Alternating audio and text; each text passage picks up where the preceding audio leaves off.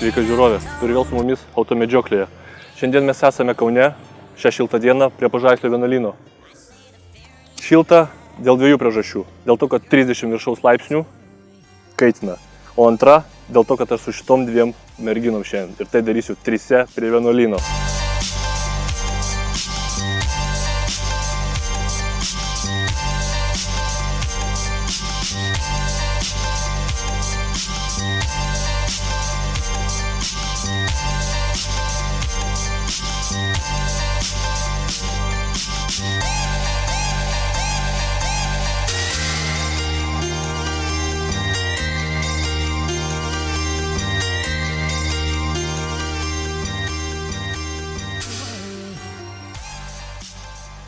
Labai gaila, bet šiandien jos ne vienas. Su jumis Rūtenis ir Eidvilas.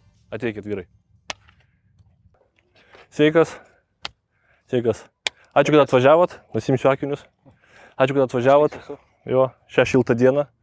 Nepatingėjot, nes tikrai labai karšta iš namų pajudėti, tai čia yra didis darbas. Tai vėlgi viską nuo pradžių. Kada įsigijot? Aš tai realiai buvo užvakar. Ne, vakar lygiai 2 metai kaip turiu. Lygiai 2. Aš prieš 1,5 metų žiemą.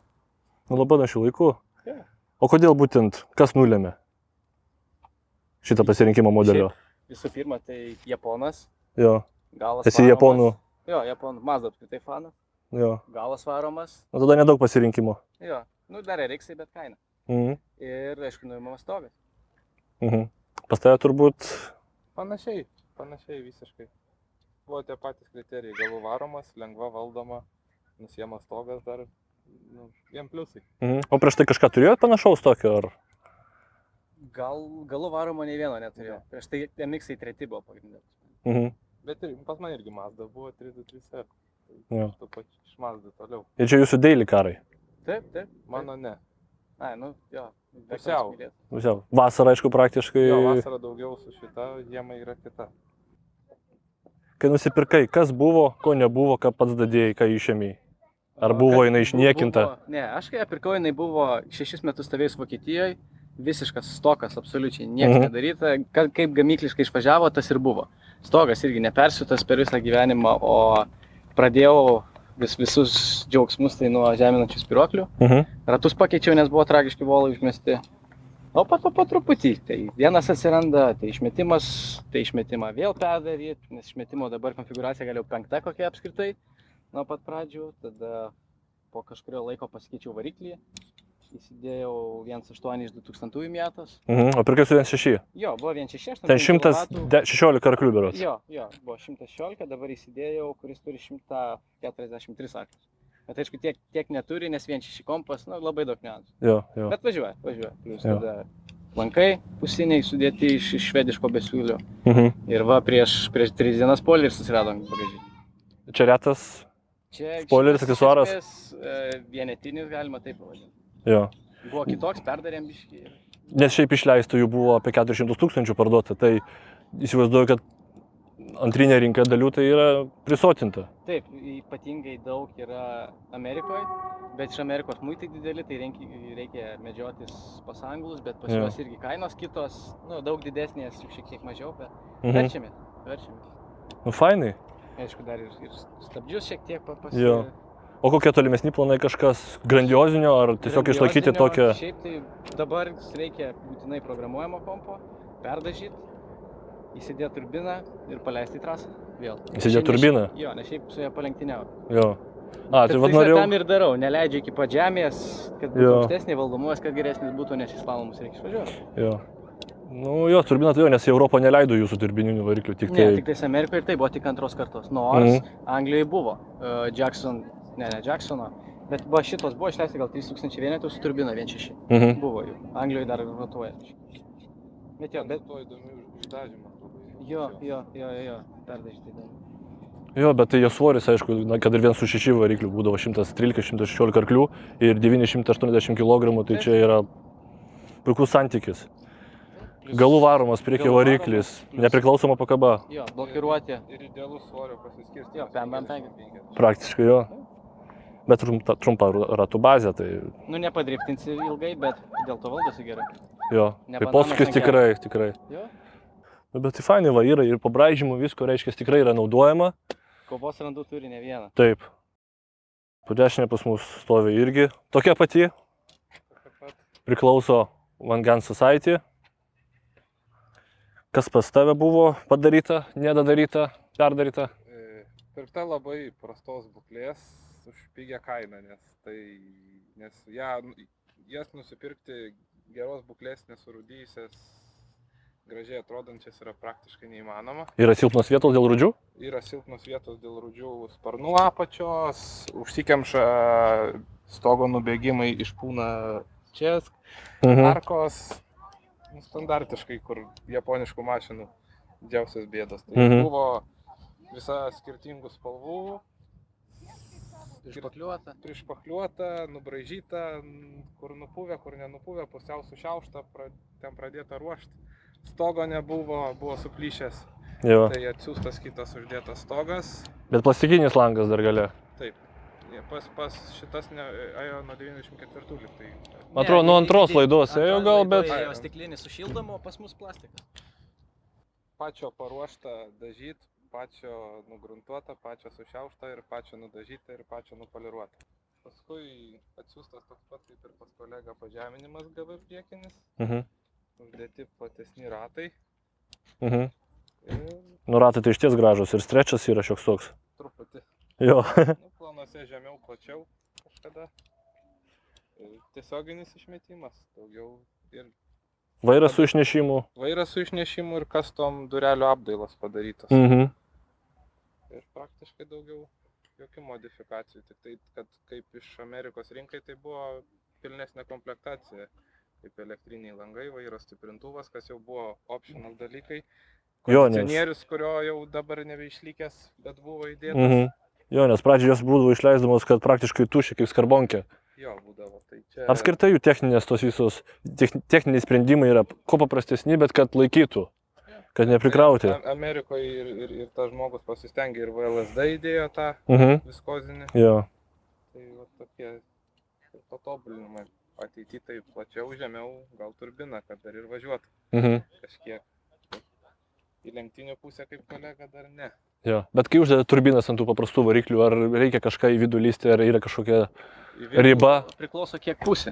Jeigu su 1.6 iki 250 arklių į ratus laiko. Jo, bet čia daugiau ir nereikia, aš manau, tokios mašinos jau... Bet į 1.6 tada iš karto yra rekomenduojama diferencialą pakeisti į 1.8. Nuo 1.8, jo, nes 1.6 net stokinis galios realiai nelaiko. Vat yra silpna vieta jų diferencialai. Ir paskui gaila ne kaip Civicam nesiprogramuoja standartinis kompiuteris, reikia dėti, dedant turbinas.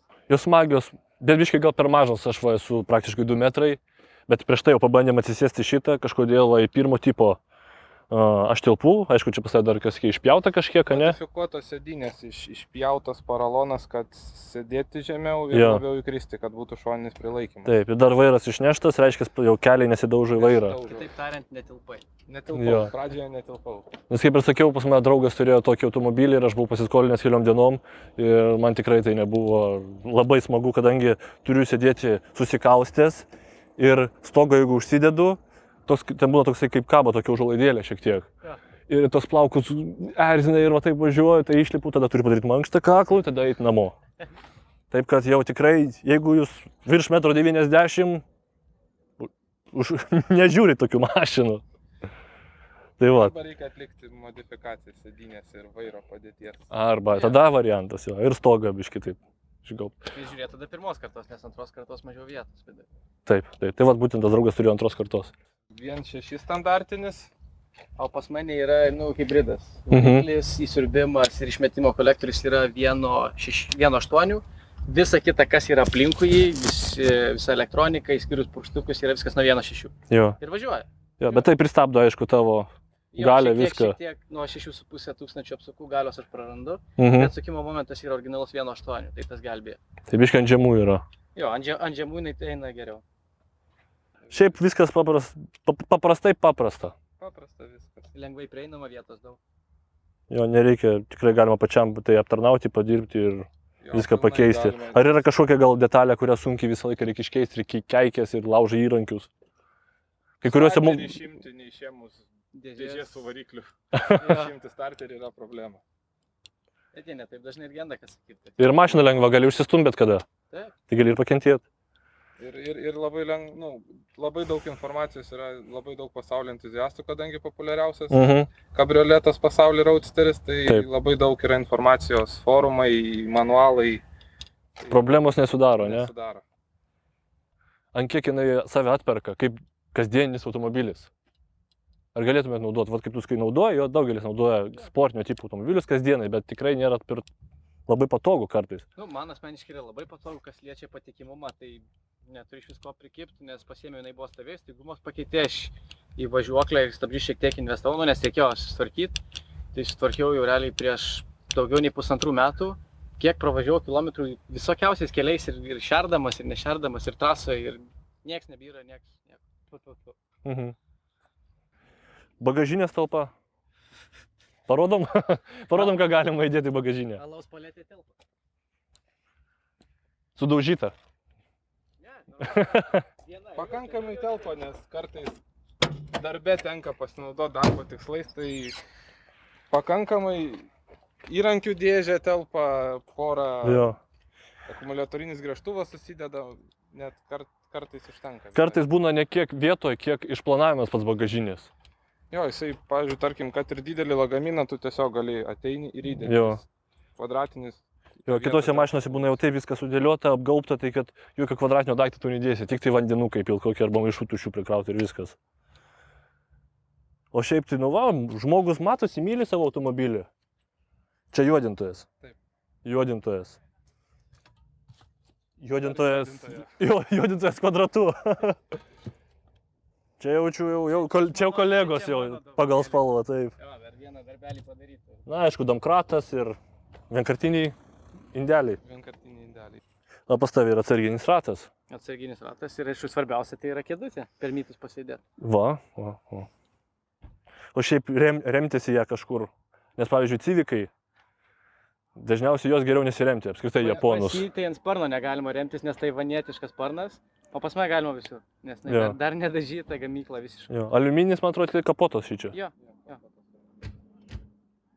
O čia yra priešrūkinė dėl technikinės, kadangi amerikonas yra, tai dar nespėjau nuimti technikinę prasivaroti prieš 1,5 savaitės, tai savo eiga beje. Jos abidviem iš Amerikos. Jo, tik tais mano dar su amerikietiška nugara, Tik mano, kadangi yra Lietuvoje registruota iki 2003 metų, nereikia nei papildomų posūkių ant sparnų, nei priešrūkinių, neprašau. Na, bet su kvadratiniais numeriais žymiai gražiau žiūrėsi. Jo, neišliko. Nors man dėl posūkių, tai aš tiesiog padariau, kad gabaritai mirksėtų priekiniam bufai šonė. Užteko, nereikėjo sparnų grėžioti, bet priešrūkinės prašymą. Gerai, smagiai, labai daug info, manau, kažką sužinojom naujo. Dabar pabandysim pravažiuoti, jie sėsi automobilius, aš už vairo nesėsiu, nes aš jau atsivažinėjau su tokiais automobiliais, nebenoriu savęs kankinti. Kolegos sėsva ir pabandysim pravažiuoti ir paskui atsisveikinsim.